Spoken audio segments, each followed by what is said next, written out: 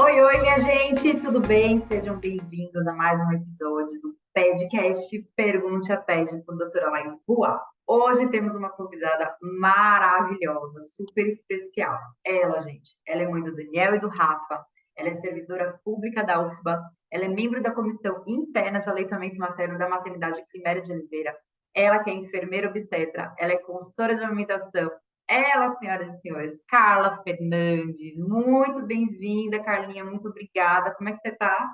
Tô bem lá, e você? Tô bem, graças a Obrigada pelo convite, viu? Deus. Um prazer te ter aqui comigo. Bom, gente, esse quadro é para que a gente possa aprender, ensinar sobre diversos assuntos relacionados à maternidade como um todo. Então, para mim, Carlinha, você sabe disso, você é uma grande referência em leite materno, doação de leite. Eu aprendo e sempre aprendi muito contigo em relação a isso. É um assunto que eu acho importantíssimo, né? Então, como tem outras mães aqui acompanhando a gente, até outros profissionais, eu acho importante todo mundo ter acesso, né, a esse tipo de informação, a esse tipo de conhecimento. Então, Carlinha, conta pra gente um pouquinho, por que que o leite materno ele é tão importante? O aleitamento materno, né, o leite materno, ele é uma estratégia global quando se pensa em saúde, tanto do recém-nascido, quanto da criança, do lactente até os 2 anos, quanto da mulher. Então, ele é uma estratégia mundial, não é só pensada no Brasil, não é só pensada em Salvador, é pensada internacionalmente também. Por quê? Por leite materno, a gente tem todos os benefícios para uma nutrição adequada. Ele é rico em vários nutrientes, em vitaminas, em aminoácidos, em proteínas. Além disso, é o melhor alimento para o recém-nascido, tanto o prematuro quanto a termo. Ele é melhor para evitar que o bebê venha a ter alergias, diarreia, que está muito associada com o uso da mamadeira, com o preparo dessa fórmula de forma inadequada. Então, o aleitamento materno ele é uma estratégia global quando se pensa na nutrição saudável, no desenvolvimento. Além disso, pesquisas vêm mostrando que bebês que mamam, principalmente aqueles que mamam nas primeiras horas de vida, eles têm um desenvolvimento neuromotor, psicológico, tem aumento do QI, tem mais anos de escolaridade. Por quê? Porque as mulheres buscam se informar mais, buscam uma alimentação melhor, buscam pensar nessa alimentação, tanto na fase da amamentação como na fase posterior da amamentação. Então, o leite materno, ele não é só um alimento, né? Ele também é uma forma de vínculo entre a mãe e o bebê. Ele vai além de ser uma forma de nutrição, ele é também uma forma de amor, de dedicação. Uma dúvida muito comum, Carlinha, que surge para mim, tanto no consultório quanto no Instagram, é se todas as mulheres conseguem amamentar, se todas podem amamentar, existe algum tipo de restrição? Conta pra gente. Teoricamente, todas as mulheres, a grande maioria, vai conseguir amamentar sem problemas, né? A gente vai ter aquelas mulheres que tiveram alguma alteração mamária ou no desenvolvimento, que são raríssimas, ou aquelas mulheres que tiveram que fazer retirada da mama total, essas também não vão poder amamentar. E a gente tem aquelas mulheres que é contraindicação absoluta para o aleitamento materno, que tem HIV e HTLV positivo, um ou dois. Então, essas são as contraindicações reais, o HIV e o HTLV. Todas as outras que a gente ouve falar, porque eu coloquei prótese de silicone, porque eu fiz uma redução mamária, hoje, as mulheres de classe média, de classe alta, que amamentam, a grande maioria tem prótese mamária e todas elas amamentam com as mesmas dificuldades daquelas mulheres que Exatamente. não têm dificuldade. Eu mesma tenho prótese mamária. Não tive dificuldade, né, Carlinha, na amamentação. Claro, tive dificuldade no início, na pega e tudo mais, sofrimento e tudo mais. Mas na produção em si, isso nunca afetou. Isso nunca afetou. E é um grande Exatamente. mito, né? As pessoas acham que toda mulher que teve uma cirurgia de mama, é o que a Carlinha falou, vai depender muito da cirurgia, obviamente, mas isso não Isso. significa que a pessoa tem lá, já está escrito na testa dela, ó, você fez a cirurgia de mama, você não consegue amamentar. Não, é super, super relativo. E essa dúvida é mais comum do que o que a gente pensa, né? As mulheres já vêm para mim com esse relato. Me disseram que porque eu uso prótese eu não vou conseguir amamentar. Me disseram que porque eu fiz correção da mama eu não vou conseguir amamentar. Isso não é uma verdade. A gente tem, a maioria das minhas pacientes, das mulheres que eu acompanho, tem alguma cirurgia mamária e todas amamentam com as mesmas dificuldades das que não têm. Exatamente. Na verdade, a gente só vai descobrir isso depois que o bebê nasce, né? A gente não tem como saber Exatamente, de forma prévia, tá, gente? Isso é importante, porque às vezes a gente, eu tenho certeza, não. Só vai ter certeza quando o bebê nascer e colocar no peito e a gente avaliar ali para ver o que vai acontecer. Antes disso, a gente não tem como saber. exatamente. Carlinha, me tira uma dúvida também, isso é uma polêmica enorme. Por que o mito do leite fraco é algo tão grande? Por que é um mito tão forte? Então, em primeiro lugar, a gente tem a questão do choro do bebê, né? Do choro persistente, que só é associado à necessidade nutritiva. Associam muito o choro do bebê à fome. E a gente tem que entender que o bebê ele acabou de chegar ao mundo, ele saiu de um ambiente intrauterino e veio para um mundo externo, onde ele tem que aprender a respirar, ele já aprendeu, ele tem que aprender a deglutir, ele tem que aprender a ter contato com superfícies, porque até então ele só nadava, só boiava.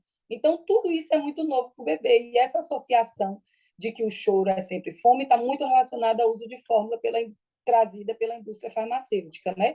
Nos anos 80 para cá, a gente teve um boom do uso de fórmula, da prescrição de fórmula. Então, associava esse uso de fórmula à diminuição do choro, que não é verdade, que a gente sabe que os bebês, às vezes, que usam fórmula, acabam tendo até mais cólica, mais desconforto. Essa necessidade de não ouvir o bebê chorar é que leva a essa impressão de que o leite é fraco, de que não tem leite suficiente. O não ver a mamadeira cheia Exato. também é um mito, né? Associa muito, não conseguir visualizar a Quanto está mamando? quantidade de leite que o bebê está tomando na amamentação com a fome do bebê. E agora, eu não sei, eu não vi a mamadeira cheia, então eu não sei se o bebê está satisfeito. E aí a gente busca orientação e reconhecer, né, os sinais de fome e de saciedade do bebê, que não necessariamente o bebê com fome ele precisa chorar. Então, assim, nem todo É choro é isso, fome, né? Isso é muito importante da gente pontuar, nem todo choro é claro. fome. Aquele bebê que fica muito tempo no peito, gente, a gente tem duas realidades, né?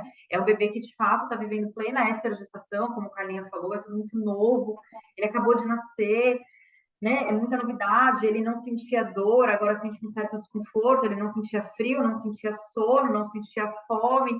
Então, são muitas mudanças para esse bebê. Então, o choro é uma forma de comunicação, a única forma de comunicação que esse bebê tem. E o peito da mãe, ele traz aconchego, ele traz acalento. Então, quando ele fala, mas está chorando muito e só para no meu peito, eu fico o dia inteiro pendurado no meu peito, isso não necessariamente é fome, isso às vezes é só um acalento mesmo, uma segurança que ele quer sentir. Importante também a gente falar que, assim, fórmula não é vilão, gente. Ela salva vidas, mas ela é um remédio, né? Exatamente. A gente compra na farmácia, isso é importante a gente pontuar. Então, nós não somos contra fórmulas. Fórmula muito bem indicada, ela é perfeita, tá? Uma boa indicação. A gente já orientamos, nós duas, coletivamente, pacientes que a gente acompanha em comum, Com o uso de certeza. fórmula. Então, quando tem necessidade, a gente indica sim, mas o ideal é a gente sempre pensar por quê, né? É necessário fórmula realmente por quê? Qual é a real necessidade? Essa mãe está Verdade. produzindo pouco, então será que essa mãe não está conseguindo se alimentar? Será que eu posso dar um plus aí na suplementação dessa mãe? O que está acontecendo no cenário? Essa mãe está vivendo um estresse muito grande, então é sempre tentar entender qual é o contexto, né? Tanto do choro exacerbado do bebê, como da baixa produção de leite, se esse for o caso, tá? Mas leite fraco não existe, gente. Esqueçam esse Não existe. mito, ele não existe, tá? Carlinha, Não uma existe. dúvida também que eu tenho muito, que é uma dúvida super coletiva aí, é sobre a doação de leite. As mães que produzem muito e que têm o que a gente chama de hiperlactação, até as que não produzem tanto, mas que gostam aí de fazer a retirada, e a ordenha que eu sempre indico, quem pode doar leite? Como é que funciona essa questão da doação de leite? Qualquer mulher que esteja amamentando, ela está liberada para doar leite. Por quê? Porque a mulher, para estar amamentando, ela precisa não estar positiva para aqueles dois vírus que a gente falou, o HIV e o HTLV. Perfeito. Então, a mulher que queira doar leite, ela precisa, claro, estar amamentando, né? Precisa ter uma produção para o bebê e para a doação. Então, ela pode ordenhar, não tem limite para doação, ela pode doar um frasco de 100 ml, ela pode doar a quantidade que ela for produzindo durante a semana. A coleta é feita semanalmente pelos bancos de leite, né? E eles oferecem tanto o frasco quanto as orientações e o profissional, ou o profissional do banco de leite, ou a equipe do Corpo de Bombeiros vai na casa da mulher, pega esse leite. Então, não existe a contraindicação para doar, seria a mesma para amamentar. Então, qualquer mulher que queira doar, basta que ela estimule a produção, né? Qualquer mulher, ela vai ter uma produção a depender do estímulo que ela der. Legal. Então, qualquer pessoa pode entrar em contato com o banco de leite da Climéria, por exemplo, e pedir as Isso, informações e falar: olha, gente, eu quero fazer uma doação e vou isso, retirar na casa dela esse leite materno ordenhado. isso. Em Salvador, a gente tem 4 unidades de banco de leite. A gente tem a Primeira de Oliveira, a maternidade do Hospital Roberto Santos, o Hiperba e a maternidade José Maria de Magalhães, que também já tem banco de leite. Então, Legal. qualquer uma dessas unidades pode receber leite doado. E aí as mulheres têm a impressão de que só o leite maduro. Não, aquele excesso de colostro que as pessoas acham que não tem, mas tem mulheres que têm, também pode ser doado. Então, em qualquer fase, mas meu bebê já está com mais de 6 meses, pode doar.